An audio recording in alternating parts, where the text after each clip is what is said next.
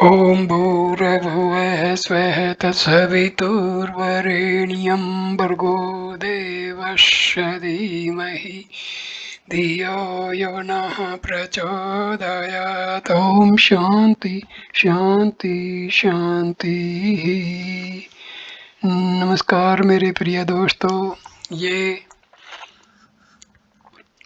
महर्षि रमना से बातचीत का चौथा वीडियो है। ये वीडियो 29वीं बातचीत से शुरू हो रहा है।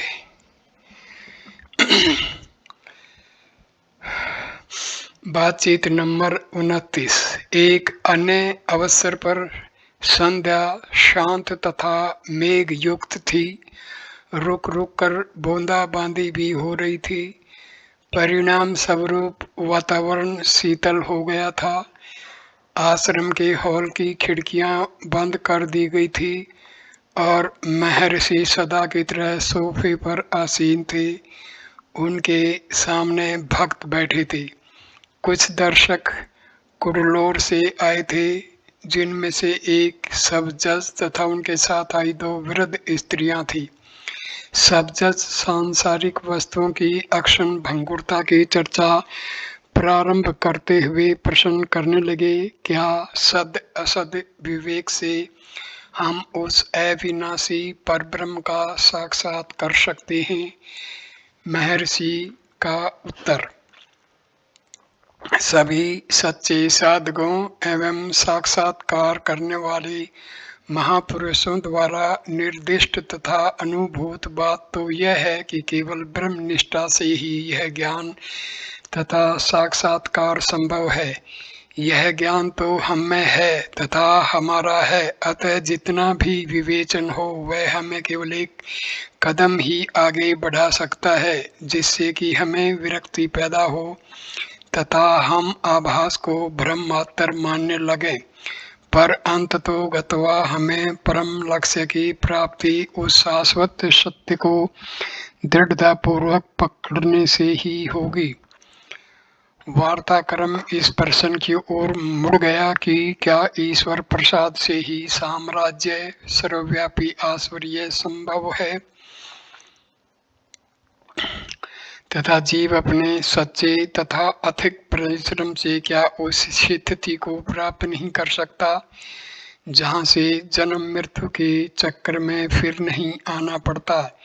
अवर्णनीय मुस्कान महर्षि के पवित्र मुखमंडल को प्रकाशित करती सर्वत्र व्याप्त होकर समीप आसीन भक्त मंडली को उद्भासित होने लगी। महर्षि ने निश्चयात्मक तथा सहज सत्या अनुभूत स्वर में कहा, साक्षात्कार हेतु ईश्वरीय कृपा आवश्यक है। इससे ईश्वर का साक्षात्कार होता है, किंतु यह कृपा सच्चे भक्त अथवा योगी तथा जिसने मुक्ति के पद पर चलने के लिए निरंतर कठिन तपस्या की है उसी को प्राप्त होती है। भक्त का प्रश्न, योग शास्त्र में 6 केंद्रों का वर्णन मिलता है, परंतु जीव हृदय में स्थित कहा जाता है, क्या यह ऐसा नहीं है? महर्षि का उत्तर, हाँ, ऐसा कहा जाता है कि सुषुप्ति में जीव हृदय में रहता है तथा जागृति में मस्तिष्क में। हृदय से आशय मांसपेशियों वाले रक्त प्रवाहक चतुष्कोष्ठीय अंग से नहीं है। वास्तव में अनेक उदाहरणों में इस तर्क की पुष्टि मिलती है। अन्य विचारक इसका आशय उक्त अक्षेत्र के समीप के तंतुगुच्छ अथवा नाड़ी केंद्रों से मानते हैं। कौन सा दृष्टिकोण सही है, इसका हमारे लिए कोई महत्व नहीं है। हमें केवल अपने आप से ही संबंध है, अन्य से नहीं। वह निश्चय ही हमारे पास हम में है, इसके बारे में कोई शंका अथवा विवाद नहीं हो सकता। वेदों व शास्त्रों में हृदय वह स्थान कहा गया है जहाँ से मैं प्रकट होता है। क्या यह केवल मांसपिंड से प्रकट हो सकता है? यह हमारे शरीर के मध्य कहीं सीधी ओर उत्पन्न होता प्रतीत होता है। मैं का कोई स्थान नहीं है। सब कुछ आत्मा ही है, उसके अलावा और कुछ नहीं है। अतः हृदय हमारी पूरी देह तथा संपूर्ण ब्रह्मांड है, जिसे हम मैं के नाम से जानते हैं, किंतु अभ्यास करने वाले की सुविधा के लिए हमें ब्रह्मांड अथवा देह के विशिष्ट अंग को इंगित करना पड़ता है। इस प्रकार हृदय को आत्मा का स्थान बताना होता है, पर वास्तविक सत्य यह है कि हम सर्वत्र हैं, सब कुछ हम ही हैं तथा और कुछ भी नहीं है। भक्त ऐसा कहा जाता है कि मन की व्याकुलता को दूर समाधि अवस्था की प्राप्ति करने के लिए ईश्वरीय कृपा आवश्यक है। क्या यह ऐसा है? महर्षि, हम ईश्वर हैं। ईश्वर दृष्टि, अपने आप को ईश्वर देखना, स्वयं ईश्वरीय कृपा ही है। इस प्रकार हमें ईश्वर की कृपा प्राप्त करने के लिए ईश्वर की कृपा की आवश्यकता है। महर्षि मुस्कुराए तथा सभी भक्तगण भी हंसने लगे। भक्त, क्या ईश्वर अनुग्रह ईश्वर कृपा से भिन्न है? क्या ऐसा है? महर्षि का उत्तर, ईश्वर स्मरण में भी ईश्वर अनुग्रह ही है, उसका स्वभाव ही प्रसाद है। ईश्वर की कृपा से तुम ईश्वर का स्मरण करते हो। भक्त, क्या गुरु कृपा ईश्वरीय कृपा का परिणाम नहीं? महर्षि, दोनों में अंतर क्यों करते हो? गुरु भी ईश्वरीय, उससे भिन्न नहीं। भक्त, जब कभी सत्याचरण का प्रयास किया जाता है और आत्मा पर ध्यान एकाग्र किया जाता है, तभी कुछ रुकावट तथा गिरावट आ जाती है। इसका क्या उपाय है? महर्षि, अंत में सब ठीक हो जाएगा। तुम्हारे दृढ़ संकल्प की प्रेरणा प्रत्येक असफलता अथवा पतन के बाद तुमको फिर उठ खड़ा होने की अक्षमता प्रदान करेगी। धीरे धीरे सारी बाधाएं पराजित हो जाती हैं तथा एवं तुम्हारी प्रवृत्ति शक्तिशाली हो जाती है। अंत में सब ठीक हो जाता है। शिथिर एवं दृढ़ निश्चय ही इसका उपाय है।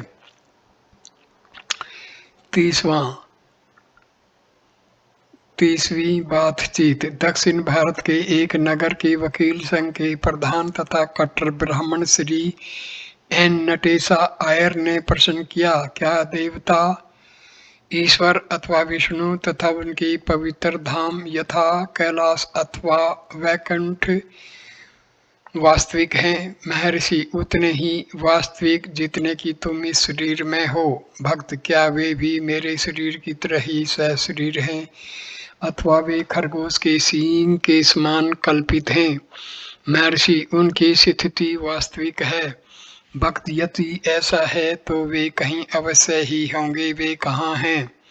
महर्षि, जिन व्यक्तियों ने उनके दर्शन किए हैं वे कहते हैं कि वे कहीं पर स्थित हैं। हमें उनके कथन पर विश्वास करना ही चाहिए। भक्त, वे कहाँ हैं? महर्षि, वे तुम में हैं। भक्त, अब तो वे केवल मेरी काल्पनिक सृष्टि हुए, जिन्हें मैं निर्माण कर सकता हूँ तथा नियंत्रित कर सकता हूँ। महर्षि, प्रत्येक वस्तु इसी प्रकार है। भक्त, किंतु मैं काल्पनिक सृष्टि भी कर सकता हूँ, जैसे खरगोश के सींग अथवा आंशिक सत्य तथा मृग जल, जबकि कुछ ऐसे तथ्य भी हैं जो मेरी कल्पना में नहीं है। क्या देव ईश्वर अथवा विष्णु इसी प्रकार स्थित हैं? महर्षि, हाँ। भक्त, क्या ईश्वर प्रलय के अधीन है? महर्षि, क्यों? मनुष्य ही आत्मा अनुभव के फलस्वरूप प्रलयातीत होकर मुक्ति लाभ कर लेता है। ईश्वर तो अनंत बुद्धि वाला वह योग्य है, वह ईश्वर प्रलय रहित क्यों नहीं होगा? भक्त, क्या देव तथा पिशाच भी इसी प्रकार होते हैं? महर्षि, हाँ।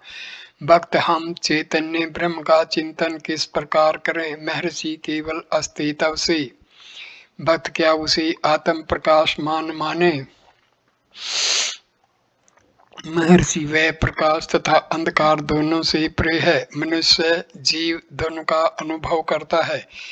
आत्मा ही जीव को प्रकाश एवं अंधकार अनुभव करने का ज्ञान प्रदान करता है। भक्त क्या ऐसा अनुभव करें कि मैं शरीर नहीं हूँ, न करता हूँ, न भोगता हूँ इत्यादि। महर्षि, यह विचार क्यों? क्या इसमें हम यह विचार कर रहे हैं कि हम मनुष्य हैं? इन विचारों के न रहने से क्या हम मनुष्य नहीं रहते? भक्त, फिर क्या हमें शास्त्र वाक्य यथा निह ना नानास्ति किंचन आदि द्वारा यह अनुभूति प्राप्त करनी चाहिए? महर्षि, वह भी क्यों? भक्त, यदि हम यह अनुभव करें कि मैं ही वास्तविक हूँ, क्या यह पर्याप्त होगा? महर्षि, साक्षात्कार के साथ सारे संकल्प असंगत हैं।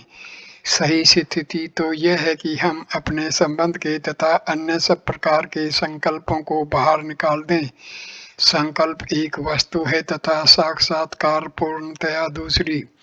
भक्त, आध्यात्मिक प्रगति के लिए क्या यह कम से कम लाभदायक अथवा आवश्यक नहीं कि देह दृष्टि गोचर ही न हो? महर्षि, तुम उसके विषय में क्यों सोचते हो? क्या तुम देह हो? भक्त, नहीं, किंतु उच्च आध्यात्मिक स्थिति में देहगत परिवर्तन अवश्यंभावी है। क्या ऐसा नहीं है? महर्षि, तुम देह में क्या परिवर्तन चाहते हो और क्यों? भक्त, अदृश्य हो जाना क्या ज्ञान का द्योतक नहीं? महर्षि, इस दृष्टि से वे सब लोग जो भाषण व लेखन का कार्य करते हैं अथवा जिन्होंने दूसरों की दृष्टि में रहकर जीवन व्यतीत किया है, वे सब अज्ञानी माने जाने चाहिए। भक्त, किंतु वशिष्ठ, वाल्मीकि आदि ऋषियों को ये सिद्धियां उपलब्ध थी। महर्षि, उनका ऐसा ही प्रारब्ध होगा कि उनके ज्ञान के साथ साथ उनकी सिद्धियां भी विकसित हों। तुम ऐसी वस्तु की कामना क्यों करते हो जो आवश्यक नहीं है, अपितु ज्ञान मार्ग में बाधक है? देह के दिखाई पड़ने से क्या ज्ञानी को कोई कष्ट होता है? भक्त, नहीं। महर्षि, हिप्नोटिज्म जादू का ज्ञाता स्वयं को सहसा अदृश्य कर सकता है, क्या इससे वह ज्ञानी हो जाता है? भक्त, नहीं। महर्षि, दृश्य तथा अदृश्य का संबंध दृष्टा से है। वह दृष्टा कौन है, पहले इसका निश्चय करो। अन्य विषयों का कोई महत्व नहीं। भक्त, ब्रह्मांड की उत्पत्ति के संबंध में वेदों में परस्पर विरोधी मत है। एक स्थान पर आकाश तत्व की सृष्टि प्रथम हुई बताई गई है, अन्यत्र प्राण की, पुण्य किसी अन्य वस्तु की, कहीं जल की, और इसी प्रकार इनका समन्वय किस प्रकार हो? क्या इससे वेदों की प्रामाणिकता में कमी नहीं आती? महर्षि, विभिन्न ऋषियों ने अन्य काल में सत्य के विविध पक्ष अनुभव किए तथा प्रत्येक ने अपने दृष्टिकोण से विशेष मत का प्रतिपादन किया। उनके परस्पर विरोधी विचारों से तुम क्यों चिंतित होते हो? वेदों का मुख्य उद्देश्य तो हमें अविनाशी आत्मा का ज्ञान कराना है तथा हम वही आत्मा हैं यह दिखाना है। भक्त, उतने अंश से मैं संतुष्ट हूँ। महर्षि, तो बाकी सबको अर्थवाद मानो जो अज्ञानियों को वस्तु व पदार्थों की उत्पत्ति समझने हेतु कहा गया है। भक्त, मैं पापी हूँ, मैं हवन इत्यादि धार्मिक कृत्य नहीं करता हूँ। क्या इस कारण मुझे कष्टदायक पुनर्जन्म लेने पड़ेंगे? कृपया मेरी रक्षा करें। महर्षि, ऐसा क्यों कहते हो कि तुम पापी हो? ईश्वर में दृढ़ आस्था ही तुम्हें पुनर्जन्म से बचाने में असमर्थ है। सारा भार ईश्वर पर डाल दो। ध्रुवाचगम में कहा गया है, यद्यपि मैं श्वास से भी अधिक निकृष्ट हूँ, किंतु तुमने कृपा पूर्वक मेरी रक्षा का भार ग्रहण कर लिया है। जन्म मृत्यु रूपी इस भ्रम का संचालन तुम ही कर रहे हो। इसके अतिरिक्त मैं सद असद का विवेचन अथवा निर्णय वाला कौन हूँ? क्या मैं इस जगत का स्वामी हूँ? हे महेश्वर, चाहे तुम मुझे देहों में भटका जन्म मृत्यु द्वारा अथवा स्वयं अपने चरणों में स्थिर रहने दो। अतः श्रद्धा रखो, उसी से तुम्हारी रक्षा होगी। भक्त, पूज्यवर, मुझे श्रद्धा है, फिर भी मार्ग में बाधाएं आती हैं। ध्यान के अभ्यास के बाद मुझे दुर्बलता तथा चक्कर पीड़ित करते हैं। महर्षि, ठीक प्रकार से प्राणायाम करने से शक्ति में वृद्धि होती है। भक्त, मैं अपने व्यवसाय का काम करते हुए भी सदैव ध्यान में रहना चाहता हूँ। इन दोनों में विरोध तो नहीं है? महर्षि, इनमें कोई विरोध नहीं होगा। दोनों का अभ्यास करते रहने से तथा अपनी शक्तियों का विकास करने से तुम दोनों कार्य साथ साथ कर सकते हो।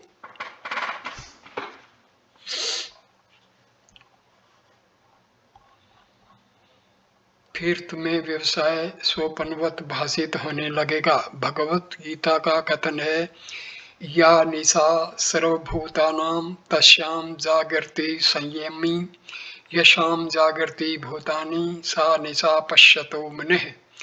अर्थ, सब प्राणियों के लिए जो रात्रि है उस ब्रह्म में संयमी जागता है, और जिसमें सब प्राणी जागते हैं वह संसार आत्म दृष्टा मुनि के लिए रात्रि है। 31वीं बातचीत। एक यात्री ने पूछा, मोक्ष प्राप्ति के लिए क्या करें? महर्षि, यह जानो कि मोक्ष क्या है। भक्त, क्या इसके लिए मुझे उपासना करनी चाहिए? महर्षि, उपासना का उपयोग चित्त निरोध तथा एकाग्रता के लिए है। भक्त, क्या मुझे मूर्ति पूजा करनी चाहिए? क्या इसमें कोई दोष है? महर्षि, जहाँ तक तुम स्वयं को देह समझते हो वहाँ तक कोई हानि नहीं। भक्त, जन्म मृत्यु के चक्कर से कैसे बचे? महर्षि, इसका अर्थ समझ लो। भक्त, क्या मुझे अपनी पत्नी तथा परिवार नहीं त्यागना चाहिए? महर्षि, वे तुम्हें कैसी हानि पहुंचाते हैं? सर्वप्रथम यह जानो कि तुम कौन हो। भक्त, क्या पत्नी धन गृह का त्याग नहीं करना चाहिए? महर्षि, पहले यह जान लो कि संसार क्या है। क्या ये वस्तुएं ही संसार है? क्या ऐसे व्यक्ति नहीं हुए जिन्होंने उनकी मध्य में रहकर भी साक्षात प्राप्त किया हो? भक्त, उसके लिए कौन सी व्यावहारिक साधनाएं करनी होती हैं? महर्षि, यह साधक की योग्यता तथा स्वभाव पर निर्भर करता है। भक्त, मैं मूर्ति पूजा करता हूँ। महर्षि, इसे करते रहो, इससे मन एकाग्र होने लगता है। पूर्ण एकाग्रता प्राप्त कर लो, सब कुछ ठीक हो जाएगा। लोग यह समझते हैं कि मोक्ष कहीं अन्यत्र है जिसे प्राप्त करना होगा। यह उनकी भूल है। मोक्ष केवल स्वयं में स्थित आत्मा को जान लेना है। चित्त एकाग्र करो और यह तुम्हें प्राप्त हो जाएगा। संसार अथवा जन्म मरण तो तुम्हारा मन ही है। भक्त, मेरा चित्त बहुत चंचल है, मुझे क्या करना चाहिए? महर्षि, किसी भी एक वस्तु पर एकाग्र हो जाओ और उस पर डटे रहने का प्रयास करो, सब कुछ ठीक हो जाएगा। भक्त, मुझे एकाग्र होना कठिन लगता है। महर्षि, अभ्यास करते रहो, तदुपरांत एकाग्रता उसी प्रकार स्वाभाविक हो जाएगी जिस प्रकार की श्वास लेना। तब वह तुम्हारी सफलता का मुकुट होगा। भक्त, क्या संयम तथा शुद्ध भोजन सहायक नहीं होंगे? महर्षि, हाँ, यह सब उत्तम है। इसके उपरांत महर्षि एकाग्र होते हैं तथा मौन हो शून्य में दृष्टि को शिथिल करते हैं तथा प्रश्नकर्ता के समक्ष इस अभ्यास का प्रत्यक्ष उदाहरण प्रस्तुत करते हैं। भक्त, क्या मुझे योग की आवश्यकता नहीं है? महर्षि, यह केवल मन को एकाग्र करने के अतिरिक्त और क्या है? भक्त, क्या एकाग्रता हेतु अन्य साधनों की आवश्यकता नहीं होती? महर्षि, प्राणायाम आदि ऐसे साधन हैं। भक्त, क्या ईश्वर का दर्शन संभव नहीं? महर्षि, संभव है। तुम यह वह देखते हो, ईश्वर को क्यों नहीं देखते? केवल यह जान लेना आवश्यक है कि ईश्वर है क्या। ईश्वर को सर्वदा सभी देख रहे हैं, परंतु वे उससे अनभिज्ञ हैं। तुम यह जान लो कि ईश्वर है क्या। मनुष्य उसे देखते हुए भी नहीं देखते हैं, क्योंकि वे ईश्वर को नहीं जानते। भक्त, क्या मुझे मूर्ति पूजा करते समय मंत्र जाप, उदाहरणार्थ कृष्ण एवं राम का जाप नहीं करना चाहिए? महर्षि, मानसिक जप बहुत अच्छा है, इससे ध्यान में सहायता मिलती है। जब मन जब से परिचित हो जाता है तभी तुम यह अनुभव करने में समर्थ होते हो कि वास्तविक पूजा क्या है। यह अपने स्वयं के व्यक्तित्व को अपने इष्ट में खो देना है। भक्त क्या परमात्मा हमसे सर्वथा भिन्न है? महर्षि, सामान्यतया लोग ऐसा ही मानते हैं, किंतु यह भूल है। उसी अपने से भिन्न ने मानव तथा आत्मा तथा परमात्मा की अनन्यता की अनुभूति होगी। भक्त क्या ईश्वर के अतिरिक्त गुरु द्वारा मार्गदर्शन आवश्यक नहीं? महर्षि, होना क्या है? विचार करने वाला सर्वदा वह सत्य ही है। अंततोगत्वा वह इस तथ्य की अनुभूति कर लेता है। हम अपने आप को यदा कदा भूल जाते हैं, जैसे कि सुषुप्ति तथा स्वप्नावस्था में, परंतु ईश्वर सर्वदा जागृत है। भक्त, मूर्ति पूजा के अतिरिक्त क्या गुरु के उपदेश की आवश्यकता नहीं है? महर्षि, बिना उपदेश के क्या तुमने इसे प्रारंभ कैसे किया? भक्त, पुराणों के सहारे। महर्षि, ठीक है, ईश्वर का ज्ञान या तो तुम्हें कोई व्यक्ति देगा अथवा स्वयं भगवान। दूसरी अवस्था में स्वयं भगवान ही तुम्हारा गुरु हुआ। यह महत्व का नहीं है कि गुरु कौन है। हम भगवान अथवा गुरु से सर्वथा अभिन्न है। अंत में व्यक्ति यह जान लेता है कि गुरु ही ईश्वर है। मानव गुरु तथा ईश्वर गुरु में कोई भेद नहीं। भक्त, यदि हमने पुण्य कार्य किए हैं तो मुझे आशा है सफलता अवश्य मिलेगी। महर्षि, प्रारब्ध के अनुसार ही फल भोगना होगा। भक्त, क्या ज्ञानी गुरु हमें मार्गदर्शन में अत्यधिक सहायक सिद्ध नहीं होगा? महर्षि, हाँ, यदि तुम प्राप्त ज्ञान का आश्रय लेकर साधना करते रहोगे तो तुम्हें गुरु मिल जाएगा जो स्वयं ही तुम्हारी खोज में होगा। भक्त, ऋषियों के योग मार्ग में तथा प्रपत्ति आत्म समर्पण में कोई अंतर है क्या? महर्षि, ज्ञान मार्ग तथा भक्ति मार्ग प्रपत्ति एक ही है। आत्म समर्पण से भी साक्षात्कार उसी प्रकार होता है जिस प्रकार आत्म विचार अनुसंधान से पूर्ण आत्म समर्पण का अर्थ है मैं देह भाव का पूरी तरह लोप हो जाना। इस अवस्था में सब पूर्व संस्कार नष्ट होकर मुक्ति प्राप्त हो जाती है। दोनों प्रकार के साधनों में अंत में अपना अलग व्यक्तित्व समाप्त करना ही होता है। भक्त, अपने कर्मों के फल स्वरूप क्या हमें स्वर्ग आदि में जाते हैं? महर्षि, वे अवस्थाएं भी उतनी ही सत्य हैं जितनी कि हमारी वर्तमान अवस्था, परंतु यदि हम खोजें कि हम कौन हैं और आत्मा को स्वयं को जान लें, उसके उपरांत स्वर्ग आदि के चिंतन की क्या आवश्यकता रह जाती है?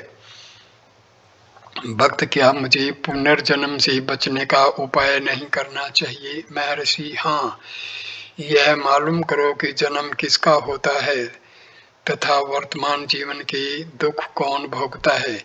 जब तुम सुषुप्ति में होते हो तब क्या तुम्हें पुनर्जन्म अथवा वर्तमान जीवन का विचार आता है? अतः वर्तमान की समस्या के मूल को खोजते और वही समस्या का समाधान भी है। तुम्हें स्पष्ट होगा कि न जन्म है न वर्तमान के दुख व क्लेश, केवल आत्मा है, सब परमानंद है। वास्तव में इस बोध से हम पुनर्जन्म से मुक्त हो जाते हैं। पुनर्जन्म के दुख को लेकर इतना संताप क्यों? 32वीं बातचीत। एक यात्री श्री चैतन्य महाप्रभु तथा श्री रामकृष्ण परमहंस ईश्वर के समक्ष अश्रुपात करते थे तथा इसी से उनको सफलता मिली। क्या हमें इसी मार्ग पर नहीं चलना चाहिए? महर्षि, हाँ, एक महान शक्ति ने उन्हें इस सब मार्ग पर चलने को प्रेरित किया। उसी महान शक्ति पर विश्वास रखो जो तुम्हें भी तुम्हारे लक्ष्य तक ले जाएगी। सामान्यतया अश्रु दुर्बलता के प्रतीक समझे जाते हैं, किंतु ये महान पुरुष वास्तव में दुर्बल नहीं थे। उनके ये बाहरी लक्षण तो उनके आंतर में ईश्वर दर्शन की व्याकुलता की जो प्रचंड धारा बह रही थी उसके संकेत मात्र हैं। हमारी दृष्टि में उन्होंने जो लक्ष्य प्राप्त किया वही रहना चाहिए। बट क्या इस भौतिक शरीर को सुनने में लोभ किया जा सकता है? महर्षि, यह प्रश्न क्यों? क्या तुम्हारे लिए यह संभव नहीं है कि तुम यह जान लो कि क्या तुम देह हो? भक्त, क्या हम योगी वशिष्ठ तथा विश्वामित्र की तरह अंतर्ध्यान हो सकते हैं? महर्षि, ये केवल शारीरिक विषय है। क्या हमारा वास्तविक लक्ष्य इसी वस्तु में है? क्या तुम आत्मा नहीं हो? दूसरी बातों की क्यों चिंता करते हो? सार ग्रहण करो। शेष पांडित्यपूर्ण सिद्धांतों को सारहीन मानकर छोड़ दो। जो शरीर लोप हो जाने को मुक्ति मान बैठे हैं, वे भ्रम में हैं। ऐसी किसी भी बात की आवश्यकता नहीं है। तुम देह नहीं हो, फिर यह एक प्रकार से लोप हो जाती है अथवा दूसरी प्रकार से, तो इससे क्या अंतर पड़ने वाला है? इन सब का कोई बड़ा महत्व नहीं है। बड़प्पन अथवा छोटापन किसमें होता है? केवल सत्य की प्राप्ति ही वास्तविक लक्ष्य है। मैं देह अभिमान का नाश ही मुख्य वस्तु है, देह त्याग नहीं। आत्मा का देह से एकता ही वास्तविक बंधन है। इस मिथ्या विचार को त्यागो तथा उस परम सत्य की अनुभूति करो। केवल यही महत्वपूर्ण है। यदि स्वर्ण के आभूषण को कसौटी पर कसे बिना गलाया जाए तो उसे किस भांति गलाया गया, टुकड़े करके अथवा पूरा आभूषण अथवा अलंकार का आकार क्या था, इससे सबका क्या तात्पर्य? तुम्हारी अभिरुचि केवल यह जानने में है कि क्या यह सवर्ण है। मृत पुरुष अपनी देह को नहीं देखता। अन्य जीवित व्यक्ति ही यह विचार करते हैं कि शरीरपात किस भांति हुआ। जिन्होंने अपने स्वरूप का दर्शन कर लिया है, उनकी न देह सहित न देह रहित ही कोई मृत्यु होती है। ज्ञानी पुरुष स्वयं इस बात को जानते हैं और इसमें उनको तनिक भी अंतर नहीं दिखता। उनके लिए एक अवस्था दूसरी अवस्था की अपेक्षा उत्तम नहीं है। मुक्त पुरुष की शारीरिक उपलब्धियों से अन्य व्यक्तियों का संबंध ही है। अपनी चिंता स्वयं करो। आत्मा का साक्षात्कार करने के बाद यह निश्चय किया जा सकता है कि तुम्हें किस प्रकार देह त्यागना श्रेयकर होगा। आत्मा का देह से मिथ्या एकता करने के कारण ही प्राथमिकता का विचार आता है। क्या तुम देह हो? पिछली रात जब तुम गाढ़ी निद्रा में सोते थे, तब क्या तुम्हें देह की अनुभूति थी? नहीं थी। अब इस क्षण वह क्या है जो तुम्हें दुखी कर रहा है? वह मैं है। इसका निवारण कर लो और आनंद से रहो। 33वीं बातचीत। एक यात्री जगत गुरु शंकराचार्य प्राय ब्रह्म सत्यम जगत मिथ्या, ब्रह्म सत्य है जगत भ्रम है का उपदेश करते रहते थे। फिर दूसरे कहते हैं जगत ही सत्य है। सत्य क्या है? महर्षि, दोनों कथन सत्य हैं। वे विकास की भिन्न भिन्न अवस्थाओं तथा दृष्टिकोणों के सूचक हैं। प्रारंभ में अभ्यासी यह अर्थ लेता है कि जो सत्य है वह सदा ही रहता है तथा जगत के परिवर्तनशील होने के कारण उसकी उपेक्षा कर उसे असत्य मानता है। यह सत्य नहीं हो सकता। यह नहीं। अंततोगत्वा साधक आत्मा तक पहुंचता है जिसका प्रमुख गुण एकत्व है। तब पहले जिसे असत्य मानकर छोड़ दिया था वह भी इसी एकत्व का अंग प्रतीत होता है। सत्य तत्व में आत्मसात होने के कारण जगत भी सत्य है। आत्म साक्षात्कार में केवल आत्म भाव होना है। आत्म भाव होने के अतिरिक्त कुछ नहीं। सत्य का व्यवहार विभिन्न भावना से होता है तथा अनेक विचारक इसे स्वच्छंद ढंग से भौतिक पदार्थों के आशय से प्रयोग करते हैं। उनके अनुसार आध्यात्मिक सत्य की अनेक कोटियां हैं। नंबर 1, व्यावहारिक सत्य, दैनिक जीवन। यह कुर्सी मुझे दृष्टिगोचर होती है, अतः सत्य है। दूसरा, प्रतिभाषिक सत्य, भ्रम, कुंडली युक्त रस्सी में सर्प का आभास हो। आभास को सच्चा समझने वाले को तो वह सत्य ही भाषित होगा। यह दृश्य विशेष समय तथा परिस्थितियों में ही दिखता है।